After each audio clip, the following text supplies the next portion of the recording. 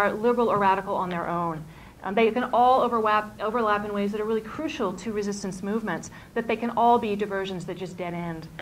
And I want to talk about withdrawal for a moment, because I see withdrawal right now as this place where the environmentally conscious have crawled to die. The main difference between withdrawal as a successful strategy and withdrawal as a failed strategy is whether that withdrawal is seen as intimately linked to a political struggle, or whether it's seen as adequate in itself. And that cuts, again, right to that division between radical and liberal. The issues of identification, of loyalty, those are really crucial to building the political consciousness that's necessary for a resistance movement. But that alone is not enough. The withdrawal has got to go beyond the intellectual, the emotional, the psychological, to include a goal of actually winning justice. Withdrawal may give solace, but ultimately it will change nothing. And living in a rarefied bubble world of the converted will not get us there, and it will certainly not save our planet. So we're going to take all of this and give you an example, just sort of a real-life example to walk you through. And I picked the Irish struggle for independence. So the Irish had endured English occupation for over 800 years, the usual array of horrors. Now in 1880, there's a movement that starts called the Gaelic Revival. Now this movement sought to bring self-respect and cultural pride to the Irish as Irish. So they start teaching the language, which was going extinct. Music, dance, theater, all of these are really ancient traditions in Ireland. So they had a lot to build on. And then you have people like Maud Gonne. And if you don't know who she was called the Irish Joan of Arc, and you should go home and look her up. And her son, Sean McBride. Everything you need to know about a resistance movement is embodied in her life. So this was the newspaper that she put out. And then you have the Gaelic Athletic Association. So what? They're running around playing games. Actually, no. They revived traditional Irish sports. That's how they began. But this proved to be a training ground for the Irish Republican Brotherhood, which is what becomes the IRA. So they're not just running around playing games. They're learning how to work as a team. They're learning how to strategize. And they're learning how to be physically strong. So all of this comes together, the Gaelic Revival, in what's called the Land War. Now, this is a struggle that gets started to win back land ownership. There's tremendous poverty, starvation, hunger, famine, all across Ireland. They've lost control of the land. And this is a struggle to win back the land. It's extremely successful. By the year 1914, 90% of the land was once again held by small and medium-sized farmers. So they did it. And it was won almost entirely using nonviolent techniques, mostly these rent strikes and boycott. In fact, the word boycott comes from Captain Boycott, and it comes from this struggle. So every time you say that, you're actually referring back to the Irish struggle. But I love the language in this old stuff, the 19th century. Redeem your character now. Don't you have like a list of people you want to say that to? Redeem your character now, sir. We don't talk about character anymore, and we really need to bring this back. Anyway, from there, from the land war, they have this great success. This is what launches the struggle for actual independence. Now, it all starts with that Gaelic revival, okay, with the culture of resistance. Nobody said, well, let's just put on some nice plays, and we'll sing our own songs, and the English will go away. Nobody said, let's just change our consciousness, okay? If we can think nice thoughts and love each other, that'll do the trick. We need to just be the change that we wish to see. We don't need to challenge a corrupt and brutal system of power. No, we've got this magic trick called consciousness. That's not what happened. The Irish culture of resistance believed in resistance, it encouraged it, it planned for it, it supported it, and it prepared for its success. So they did everything from support for political prisoners, to feeding starving children, to support for families that were having trouble. They set up their own court system to settle disputes. And they ultimately demanded loyalty to Ireland and the Irish cause. Eventually, this leads to both violent and nonviolent confrontation with the English power system. And it was basically successful. But they used all three categories. So they used the legal, they used direct action, and they used that withdrawal. But they understood how they all work together. Part of withdrawal that's necessary is breaking through that psychology of the oppressed. Now, people survive oppressive conditions using three basic psychological mechanisms. So that would be denial, accommodation, and ultimately consent. So if they had but known they were slaves, right? Breaking through that psychology is crucial. It may, in fact, be the hardest job that we have as radicals. We could follow the same trajectory from, for instance, the Harlem Renaissance through the Civil Rights Movement.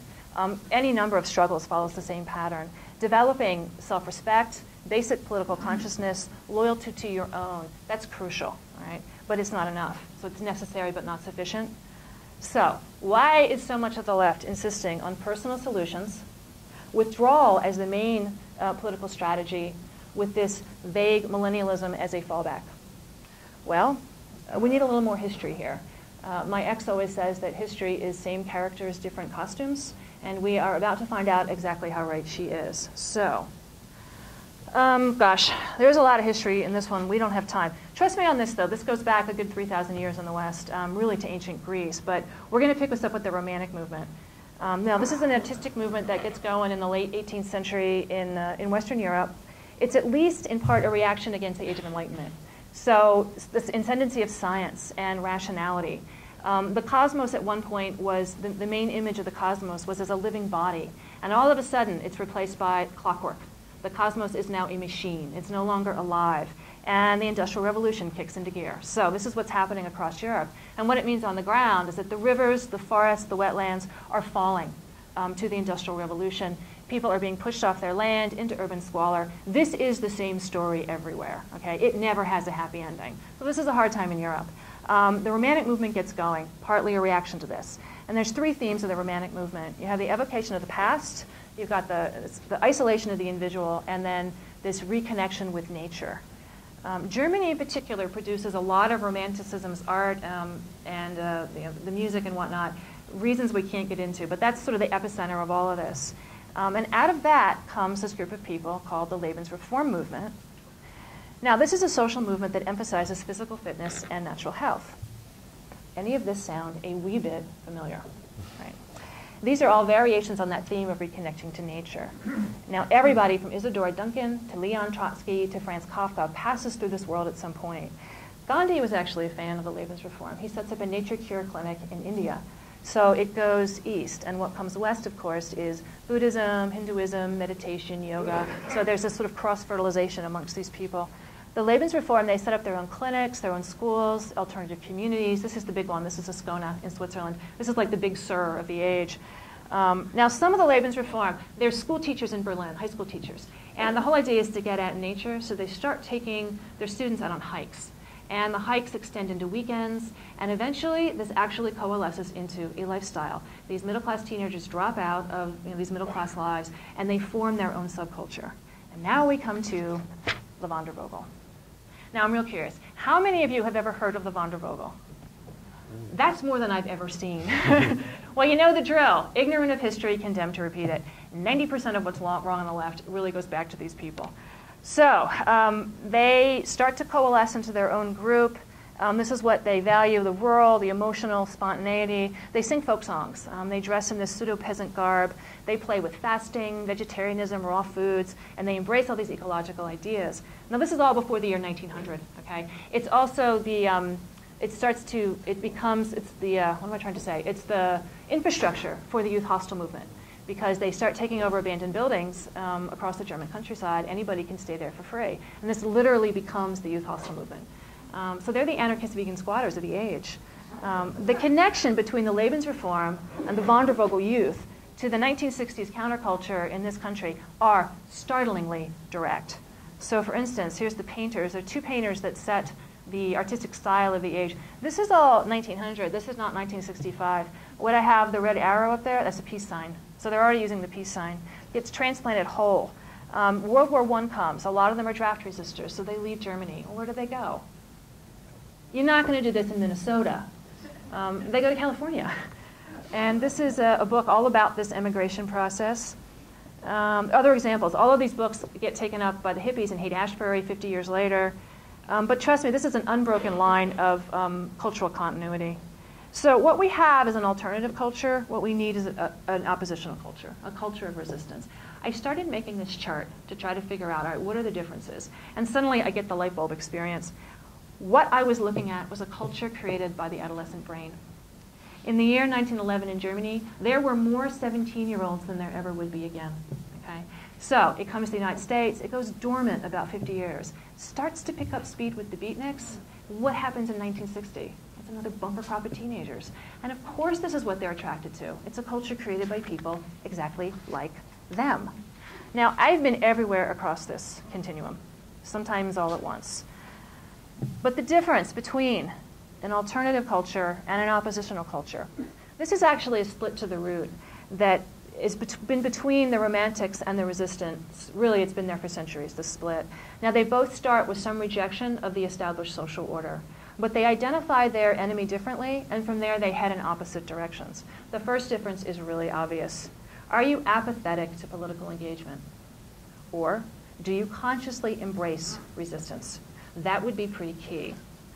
The focus on the individual is a hallmark of liberalism. So, personal example becomes political strategy, and hence this emphasis on things like, your personal carbon footprint. Am I the only one who's noticed? When you talk about carbon footprint, that is the only time that men try to prove they're smaller. Just saying. So let's talk about example as a political strategy. Now, by their nature, agricultural societies are imperialist because they're based on drawdown. So they're always going out and conquering the neighboring regions, bringing the resources back in. Over and over for 10,000 years. That is the pattern that civilization follows. Now, some of the indigenous people in those surrounding areas, they embody the values that everyone in this room holds dear. Okay, they're peaceful, egalitarian, sustainable cultures. And in all that time, over all those invasions, the face-to-face example of an egalitarian, sustainable culture has never once changed the invaders. Okay? It has never once brought on an epiphany amongst the invaders. That's never once. The dominant culture will not change because it sees the beautiful nonviolent values that we embody, and it will not change because it beholds our beautiful free-range compost piles. Okay? Personal example does not work. We are going to have to give this one up because there is way too much at stake. Now, the farthest extreme of individualism is where personal lifestyle becomes personal purity. And identity itself is declared a political act. And this is where subcultures start to feel like cults. But any strategy that is based on individual change is doomed to fail because oppression, subordination, these are not individual conditions. They're group conditions, they're class conditions, and they take group effort to bring them down. So, the defining characteristic of an oppositional culture, on the other hand, is that it seriously claims to be that cradle of resistance. So where the alternative culture exists to create personal change, the oppositional culture exists to nurture a serious movement for political transformation.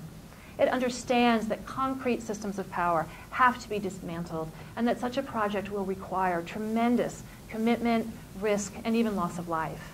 But that focus on the individual is where liberalism and the adolescent brain dovetail perfectly. Now, the adolescent brain is still under construction.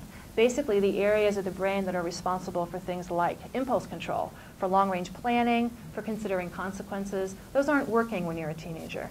Adolescents literally cannot understand cause and effect. And also, our sense of time is not fully developed until we're 21. So these are people who cannot do long-range planning. They're prone to risk-taking, they're prone to impulsive behavior, flashes of anger, that overall emotional intensity. You all remember what it felt like to be 13. And that phase of life is really when the question of identity, of who I am, becomes so important. And that's okay. That's your job when you're a teenager. There's nothing wrong with that. You have to figure that out. The problem is when you have a youth culture instead of the culture of resistance. So what happens? Well, the idea of authority is rejected out of hand, where a serious resistance movement would instead be training the appropriate people for leadership positions. The alternative culture sees the enemy as this constraining set of values, of convention, social convention, rather than systems of power.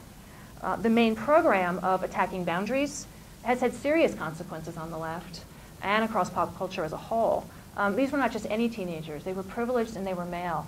And this has had some pretty drastic consequences for women and girls. Alienation may be a good place to start, but you can't stop there.